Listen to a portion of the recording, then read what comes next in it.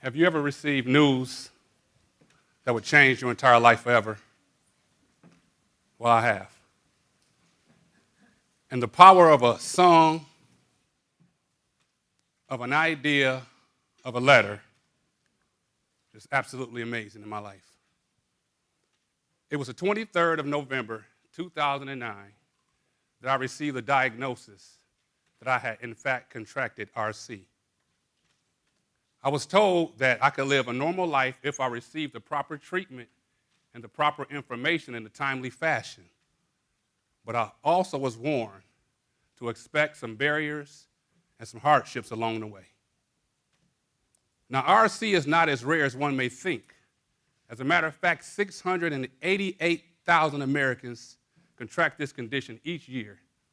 But the sad part about it is 67% succumb to its symptoms if not given the proper treatment and information in a timely fashion.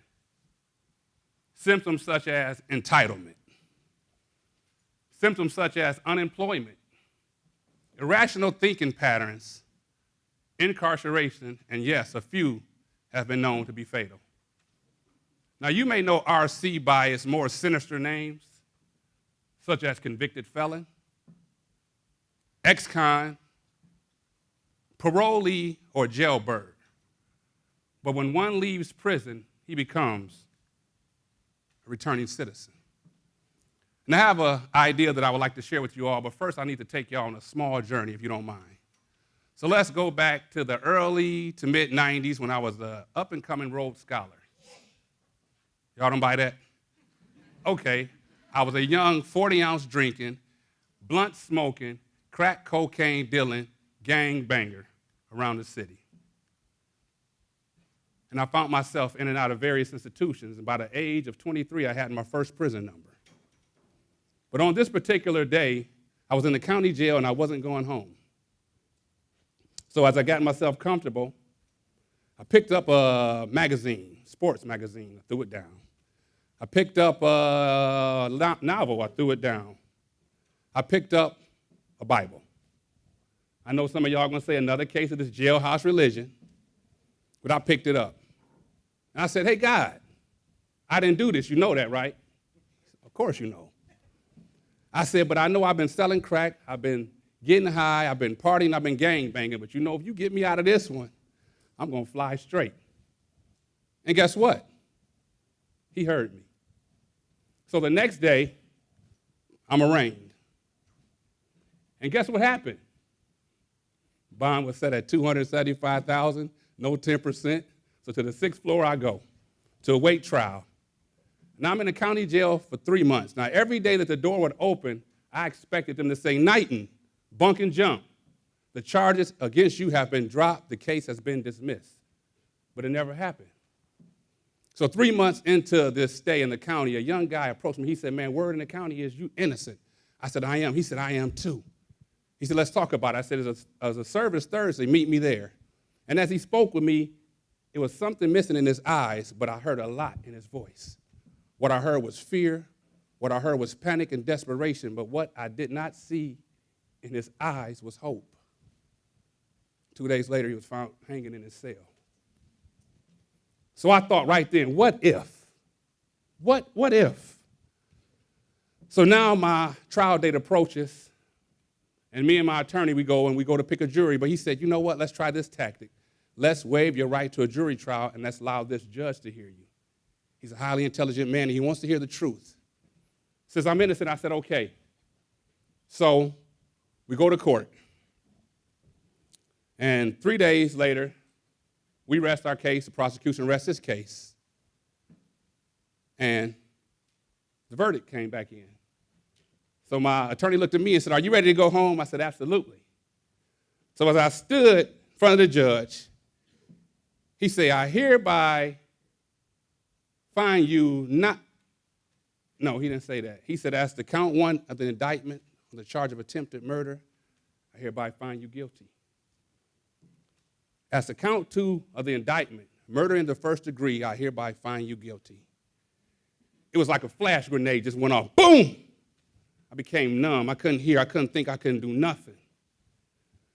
I guess I was in so much shock that I asked to be sentenced right then and there, so I received a sentence of 10 to 25 years for attempted murder and 18 years to life. And as I was being carried back to my cell, I thought, what if? And that night, I contemplated suicide. But that's when that song came. I waited for everybody to go to sleep that night, and I cut on my radio. Whew. And I heard a song. And the words of this song, they spoke to me and said, in spite of what you feel, in spite of what you see, I still hear you when you pray. I'll be there if you just believe. I'm going to mold you, I'm going to shape you, but it's through the fire that I'm going to make you. Now dry your tears, for there's no need to cry, because I can take the sting from the fire. And that song spoke to me. Just before I took off my other headset, it said, I am bigger than the judgment of the courts. And I can give you that song if you don't believe the words. So that was the first time that I wrote The Judge. And I was later sent to prison. And I was in prison less than 2 days when I was taken out of general population. I was placed in solitary confinement because there was a rival gang in prison who were serving multiple life sentences for being convicted of murder by strangulation. And there's belts in prison for anybody that's been there. So after 45 to 50 days, I fought to be let out of solitary confinement, and I was sentenced here. Out of all the places in the world, you sent me to a place where National Geographic came in there because this place was so dangerous. But it was there that I started writing the judge letter after letter after letter after letter. Now, I never received a reply, but that didn't stop me from writing. And a typical letter would go something like this. Your Honor, good day. I hope all is well. Happy 4th of July. I know you're not reading this letter because you're with your family and your friends, enjoying the festivities and the fireworks. But as for myself, our cell block, this happened to be the last one called to chow. And since I'm on the 3rd tier, I was probably in the last 50 guys to eat. So by the time I received my tray, I received an all-purpose patty with some barbecue ketchup on a hot dog bun with sauerkraut. But, Your Honor, I'm okay because, you see, my mom, she sent me a money order this week, so I was able to purchase commissary. Now, sir, I'm innocent, and you made a mistake, and I believe one day that you will see it. Until the next letter, good day, and God bless. So let's fast forward in this. Let's say 144 months. You do the math. I'm in prison, I'm up top, and I'm working out. I'm lifting weights, because that's what we do in prison, right? Typical stereotype. So I get legal mail, and I go and I pick the mail up, and I open it up, and it wasn't addressed to me, but it was addressed to Governor Ted Strickland. But it was from the judge, and the letter went something like this. I believe that my findings of guilt were erroneous, and that it is more likely than not that Mr. Knighten was innocent of the underlying charges. And this case has weighed heavily on my heart for the last 12 years. And when they picked me up and carried me back to my cell with the letter on my chest, I'm now walking around prison like this. Now, I want to keep this up there for a second, right? Because not only was I on cloud 9 then, but to stand before you today to give this talk, I'm on cloud 9 right now. And I thank you.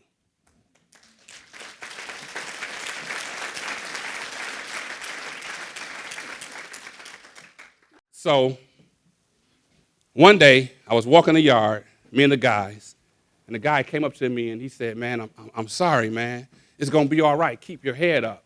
And I couldn't understand it. I guess he seen it in my eyes. I didn't know what he was talking about. He said, you didn't hear? He said, that judge in the case has died. And I was shocked, to say the least. We said, you see, this judge, too, had received a diagnosis that was terminal and proved fatal less than 2 months after I received this letter. So now I'm on my 4,754th consecutive day in prison, and I'm doing what every bona fide convict does in prison at 4 o'clock. I'm watching Oprah. When I received a knock on the door, and the correction officer said, inmate 9351662, you got to report directly to the captain's office when count is clear. And my heart dropped. Because you see, I went to prison with 4 grandparents and I knew I was about to bury my last one, because in this particular prison, all your death notices come by way of the captain's office on Mondays and Tuesdays, and it was a Monday. So when the doors broke, I couldn't wait to call my mom because I wanted to counsel and comfort her because this was her mother. And when I picked up the phone and heard my mom, and I heard the tears. But there was something different about these. These were tears of joy. And she said, "Baby, you coming home tomorrow." She said, "The governor has granted you a pardon because of the late judge's letter." So I went from being a lifer on Monday to a returning citizen on Tuesday. So here's the idea that I have for you. America spends an annual $74 billion a year on incarceration, rehabilitation, corrections, and institutions, although 95% of us come home. Now, we need to do something about that. We need to shift that to reentry. And I wish that every city around America would adapt the same movement that we have here in the Midwest. Why not a wraparound? Just think about the effectiveness of this. There's my man, Ted Strickland.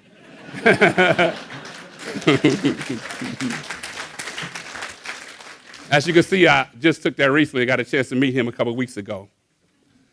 But how about a wraparound? Imagine this. If we can get our elected officials, we get our law enforcement, we can get our employers that believe in second chances. If we can get our service providers and our volunteers together, and if we would come together once a month, let's say we just put a name on it, get a coalition or something, and let's call it Coming Home to Stay. Could you imagine the effect of that when the mayor of the city says, "Welcome home, returning citizens. We are glad to have you here." And then one by one, the service providers will get up one at a time, and they'll speak. And one may say, "How many of you, by a show of hands, will be honest and say that your way of thinking put you in these places right now? How many of y'all want to change your way of thinking?" Hands go up. How many want to be looked at as a man or woman of integrity and character? How many want and believe in a second chance? How many want to become a man or a woman worth following? If so, there's an organization that can help you right there. How many have licensing issues? Who needs driver's license? Hands go up all over. We can help you. What about fines and court costs that will keep you from obtaining your license so that will keep you obtaining a job? Who needs help there? And so forth. Well, it's 2015. Health care is the law. We don't want to send any of you back to prison for no insurance. How many need affordable health care? All hands go up. What about a cell phone? What about soft skills training? Who needs job ethics training? Who needs work readiness? Who needs all these things that we have? And we have so many soft skills. We have child support issues that stop a lot of us dads from playing vital roles in our children's lives. So just imagine if we all come together, what it would look like. What it would look like. Where you think that a returning citizen would be with all these tools and resources, all this information and treatment? Well, I'll tell you, standing before y'all doing a TEDx talk. How that sound?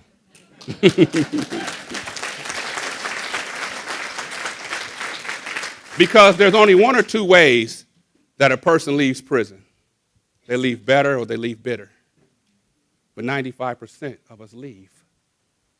So this is what I ask of you. If you would invest in the returning citizen, and I challenge you to ask me, what more can we do? Because, see, today I stand as a man who was employed by an organization that specializes in responsible fatherhood, healthy marriage, workforce development, and we are also a championing curriculum of the White House. I sit on the executive board of directors of a reentry coalition. I'm an anti-gang activist today. I am a mentor to at-risk youth. I sit on a caucus. I have been invited to join the 12th largest Rotary in the world, and I hope that invite still stands for any Rotarians here. And, bam, I'm a brother from the hood that own a John Deere tractor.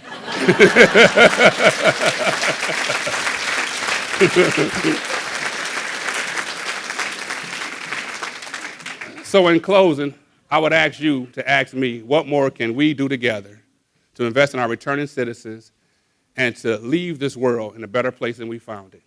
I would like to dedicate this TEDx talk to the late Honorable Judge William J. Scow.